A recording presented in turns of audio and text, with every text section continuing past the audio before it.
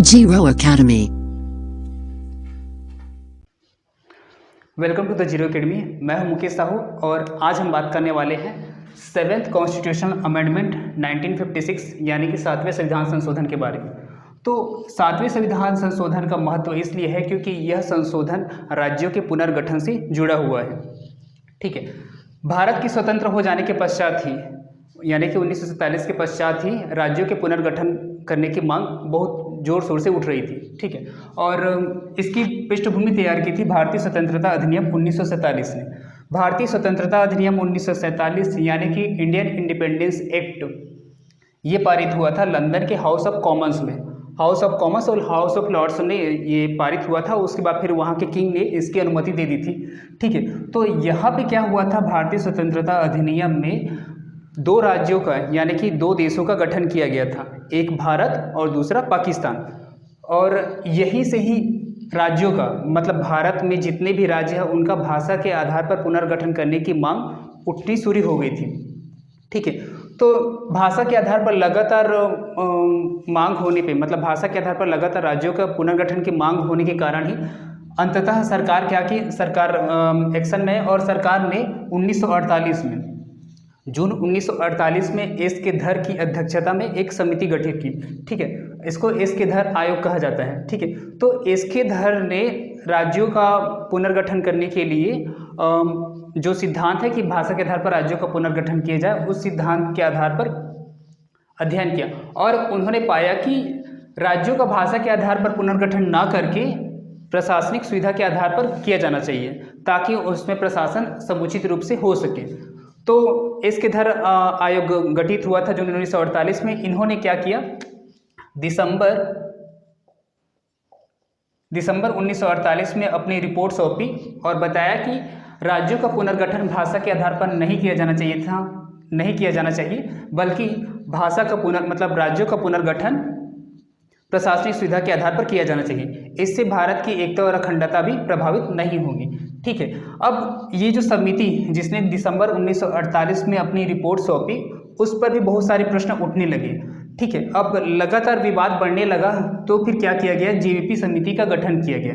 ये कब गठन किया गया था, 1948 में ही दिसंबर में रिपोर्ट आया और उसी महीने में ही जेवीपी समिति का गठन किया गया था। ठीक है, तो जेवीपी समिति में 3 सदस्य थे। एक थे आपके पंडित जवाहरलाल नेहरू जो हमारे देश के प्रथम प्रधानमंत्री बने, दूसरे थे सरदार वल्लभ भाई पटेल,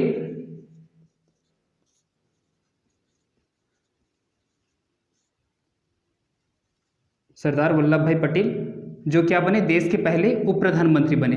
और तीसरे थे पट्टाभी सीतारमैया।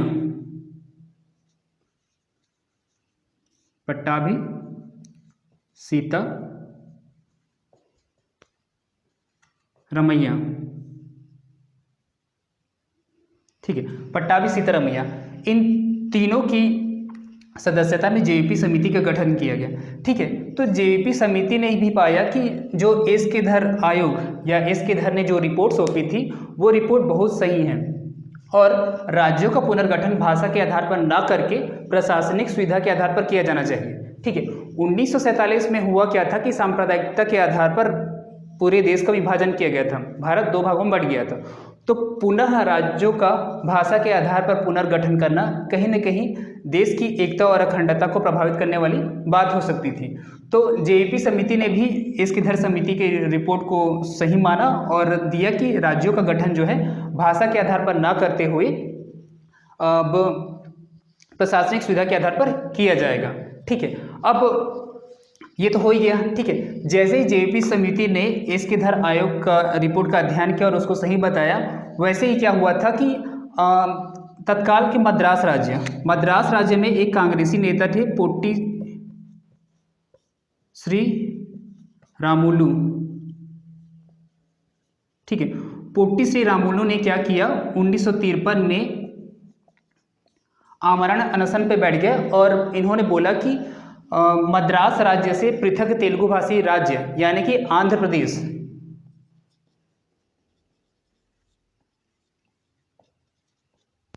ठीक है, मद्रास राज्य से पृथक तेलुगु भाषी राज्य आंध्र प्रदेश के गठन के लिए आमरण अनशन पे बैठ गए।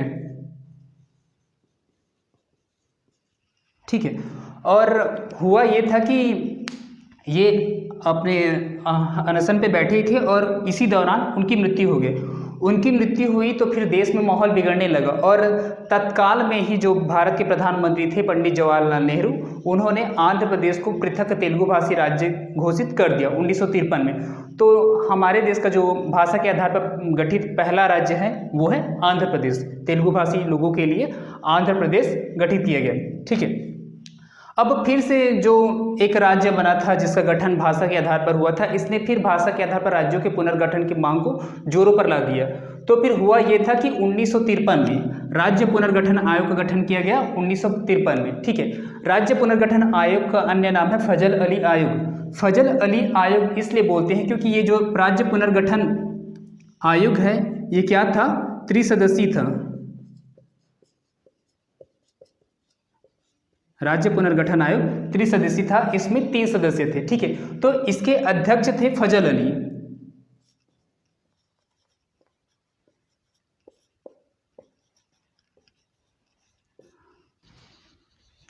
ठीक है। राज्य पुनर्गठन आयोग एक त्रिसदस्यीय समिति था, इसके अध्यक्ष थे फजल अली और इसके 2 अन्य सदस्य थे के.एम. पणिक्कर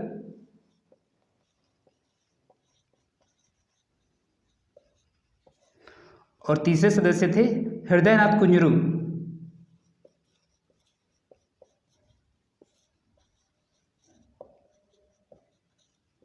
ठीक है। तो राज्य पुनर्गठन आयोग का गठन किया गया था 1953 में। ये त्रिसदस्यीय आयोग था, इसके 3 सदस्य थे। इसके अध्यक्ष थे फजल अली और अन्य 2 सदस्य थे के.एम. पणिक्कर और हृदयनाथ कुंजरू। ठीक है। इसके अध्यक्ष चुकी हुई है फजल अली, इसलिए इस राज्य पुनर्गठन आयोग को क्या बोला जाता है, फजल अली आयोग। ठीक है। तो राज्य पुनर्गठन आयोग का गठन किया गया 1953 में। ये त्रिसदस्यीय था और इस समिति ने 2 साल तक अध्ययन किया और पाया कि राज्यों का पुनर्गठन भाषा के आधार पर करना ठीक है, लेकिन एक भाषा और एक राज्य का जो गठन है उसकी मांग को सिरे से खारिज कर दिया। मतलब कि राज्यों का भाषा के आधार पर पुनर्गठन किया जाएगा, लेकिन हर भाषा के लिए एक राज्य का गठन नहीं किया जा सकता। तो इस फजल अली आयोग या राज्य पुनर्गठन आयोग ने 1955 में अपनी रिपोर्ट सौंपी। ठीक है। 1955 में इन्होंने अपनी रिपोर्ट सौंपी और 16 राज्य एवं 3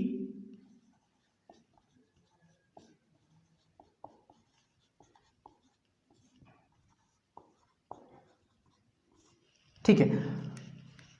फजल अली आयोग ने 1955 में क्या किया, इन्होंने अपनी रिपोर्ट सौंपी और इन्होंने बोला कि 16 राज्य और 3 केंद्र शासित प्रदेशों का गठन किए जाने की सिफारिश की। ठीक है। यह एक समिति है, तो समिति मुख्यतः सिफारिश ही करती है। तो इन्होंने सिफारिश किया कि 16 राज्य और 3 केंद्र शासित बनाया जाए। ठीक है। सरकार को ये रिपोर्ट सही लगी, सरकार ने भी इस रिपोर्ट को माना, लेकिन 16 राज्यों और 3 केंद्र शासित प्रदेशों की बजाय उन्होंने कितना बनाया, 14 राज्य एवं 6 यूनियन टेरिटरी या फिर केंद्र शासित प्रदेश बनाया। ठीक है। तो जो 2 अन्य राज्य जिनकी डिमांड रखी गई थी वो अन्य राज्य थे, एक था विदर्भ। विदर्भ यानी कि वर्तमान का जो नागपुर क्षेत्र है, नागपुर जिले का जो क्षेत्र है वो क्षेत्र था विदर्भ, और दूसरा था हैदराबाद। तो विदर्भ को दिया गया था महाराष्ट्र यानी कि बम्बई प्रांत को दिया गया था, और विदर्भ को दिया गया था बम्बई को, और उसके अलावा जो हैदराबाद है, हैदराबाद को दिया गया था आंध्र प्रदेश को।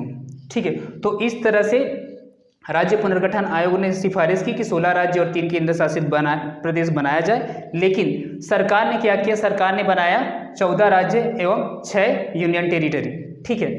तो ये था इसकी पृष्ठभूमि की 7वां संविधान संशोधन क्यों किया गया, किन आधारों पर किया गया, ठीक है, किस समिति की सिफारिश मुख्यतः उससे जुड़ी हुई थी, ये सब इसे बता दिया गया है। ठीक है। अब आगे हम देखते हैं कि 7वां संविधान संशोधन से किन किन प्रावधानों को जोड़ा गया या संविधान के किन किन अनुच्छेदों में इन सबका वर्णन किया गया।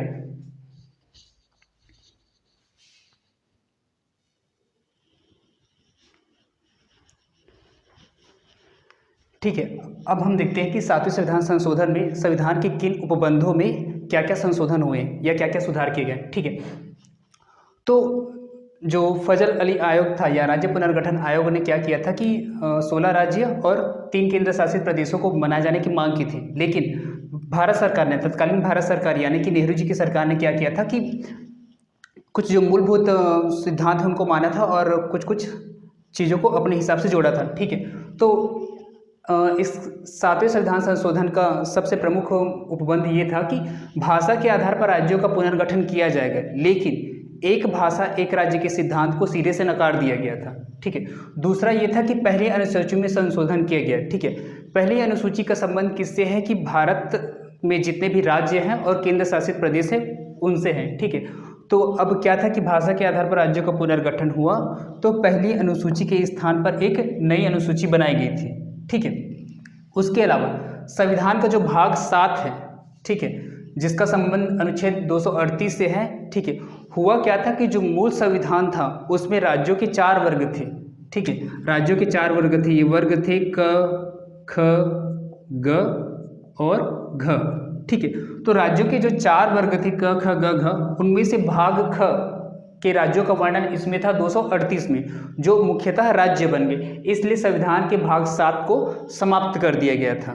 ठीक है, तो 7वें संविधान संशोधन से जो 14 राज्य और 6 केंद्र शासित प्रदेश बने वो निम्न है। ठीक है, उनमें से पहला एक है आंध्र प्रदेश। ठीक है, जिसका गठन कब हुआ था? 1953 में हुआ था, और ये राज्य आंध्र प्रदेश भाषा के आधार पर गठित होने वाला पहला राज्य था। तो पहला राज्य था आंध्र प्रदेश, उसके बाद था असम, बिहार, पश्चिम बंगाल, जम्मू कश्मीर, केरल, मद्रास, मैसूर और मद्रास मतलब कि वर्तमान में जो तमिलनाडु राज्य है उसको शुरुआत में क्या बोला गया था? मद्रास प्रांत से मद्रास राज्य बना दिया गया था। मैसूर का वर्तमान में क्या बोलते हैं? कर्नाटक बोलते हैं, और उड़ीसा तो उड़ीसा ही है। ठीक है, उसके अलावा पंजाब, तो ये 1956 की बात हो रही है। 1956 के पंजाब में पंजाब भी शामिल है, हरियाणा भी शामिल है, और उसके अलावा हिमाचल प्रदेश का कुछ हिस्सा भी उसमें शामिल था। ठीक है, उसके अलावा था राजस्थान।